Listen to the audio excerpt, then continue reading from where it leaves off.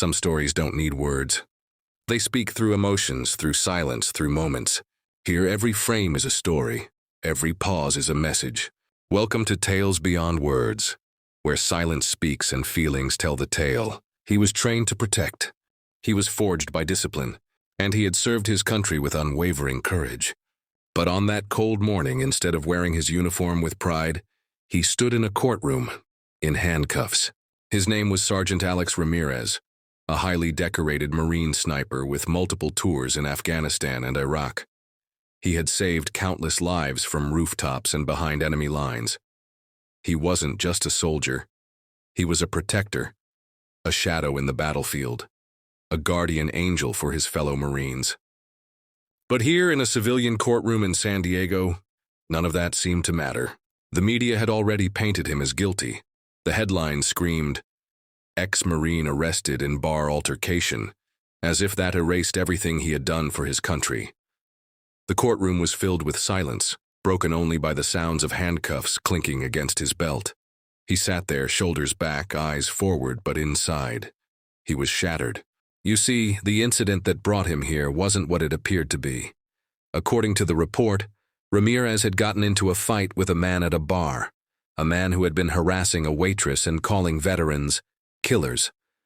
Ramirez had stepped in, defended the young woman, and restrained the man without using excessive force.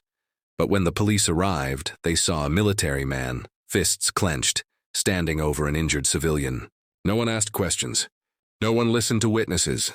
They just saw violence and blamed the soldier. What followed was weeks of stress. Ramirez was suspended from his veteran support job. His name was dragged through the mud. He had lost brothers in battle, and now it felt like he was losing the country he fought to defend. In court, his lawyer tried to argue self-defense and intention to protect others, but the prosecution was ruthless. They used his combat background against him, claiming he was conditioned for aggression.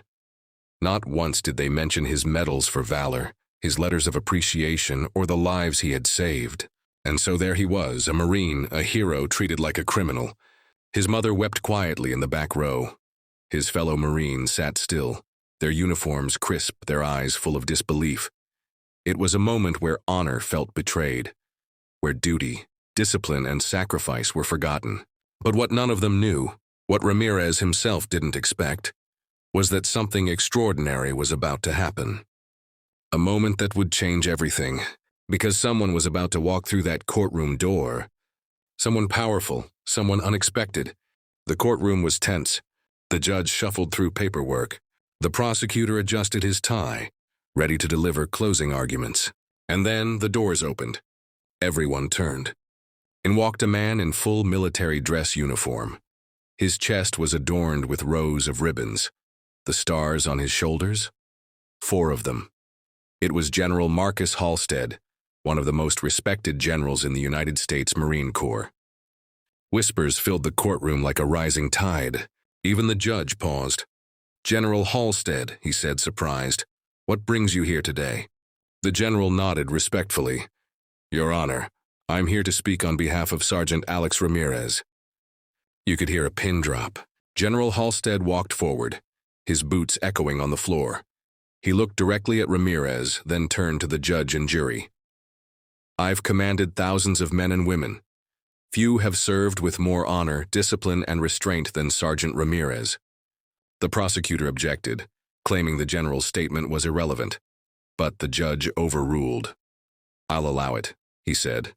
The general continued, "Sergeant Ramirez is not just a sniper. He is a lifesaver.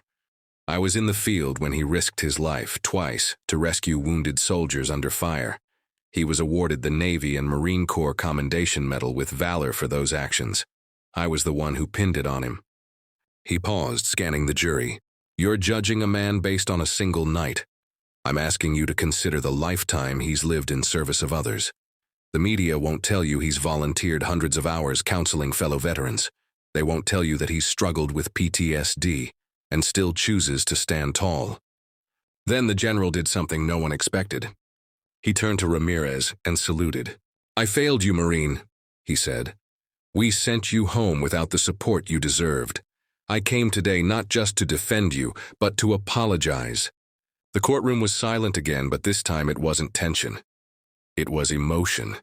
The jury looked different now, more human, more connected. Even the judge's voice cracked slightly when he said, "Thank you, General." It didn't take long for the verdict to come in. Not guilty. The handcuffs were removed. Ramirez stood up slowly, stunned. His brothers in arms in the back row rose with him. The general walked over and placed a hand on his shoulder. "You stood for us," he said. "Today we stood for you." Outside the courtroom, reporters flooded Ramirez with questions. But he had only one sentence to share. Justice isn't just about the law, it's about honor.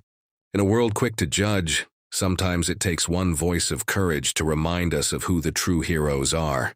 Not all battles are fought overseas. Some are fought right here. In courtrooms, in minds, in hearts. This was one of those battles, and in the end, honor won.